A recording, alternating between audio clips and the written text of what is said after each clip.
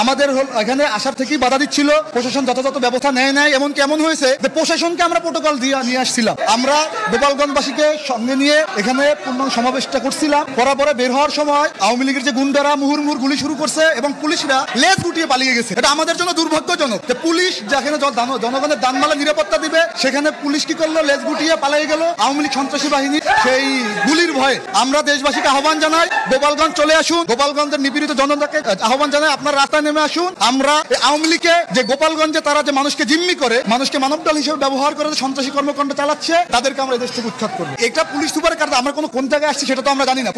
Police সেনাবাহিনী যখন আমাদেরকে ফেলে চলে গেছে, আমরা যেদিকে পাইছি বহর নিয়ে চলে আসি এবং আসার পরে আমরা এসে দেখলাম এটা পুলিশ সুপারের কার্যালয়। আমরা এখানে এসে দেখছি এটা পুলিশ সুপারের কার্যালয়, আমরা জানতাম না। আসার পরে আমরা জানতে পারলাম পুলিশ সুপারের কার্যালয়, কিন্তু আমরা মূলত চলে আসছি এখানে একটা এক্সিট আমরা পেয়েছিলাম সেই জায়গা থেকে। আমরা জনগণের জন্য অপেক্ষা করতেছি, জনগণ নেমে আসবে। আমরা অতীতে এরকম আমাদের করছে এবং আমরা এই গোপালগঞ্জ থেকে সন্ত্রাসী মুক্ত করে এই গোপালগঞ্জে যে নিরীহ ছাত্র জনতা আছে তাদেরকে আমরা মুক্ত করব।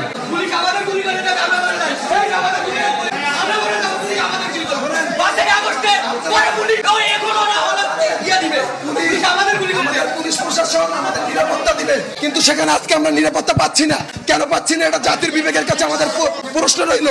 তবে একটা কথা আমরা জানিয়ে যেতে চাই, জুলাইয়ের বিপ্লবীরা, যে বিপ্লবীরা এদেশ থেকে স্বৈরাচারী ফ্যাসিস্ট হাসিনাকে তাড়িয়েছে, তারা প্রয়োজনে মারা যাবে কিন্তু নত হবে না। তাদেরকে মেরে ফেলতে পারবে কিন্তু থামিয়ে দিতে পারবে না। আমাদের শেষ রক্তবিন্দু থাকা পর্যন্ত আমরা লড়াই করে যাব। দেশবাসীর কাছে এই বার্তা পৌঁছে দিন যে আসলে আমরা আসিছিলাম, আমাদের নাহিদ ভাই ঘোষণা করেছে যে আমরা যুদ্ধের আহ্বান নিয়ে আসি নাই, আমরা আসছি গোপালগঞ্জ গড়তে, বাংলাদেশ গড়তে। কিন্তু আমাদের উপর যে নির্মম ভাবে হামলা হচ্ছে, আওয়ামী লীগ সন্ত্রাসীরা সরাসরি গুলি ছুটছে। আমরা চাচ্ছি বাংলাদেশের জনগণ গত বছর জুলাই বিপ্লবে যেভাবে রাস্তায় নেমে এসেছিল, আমরা আহ্বান করি আপনারা আবারও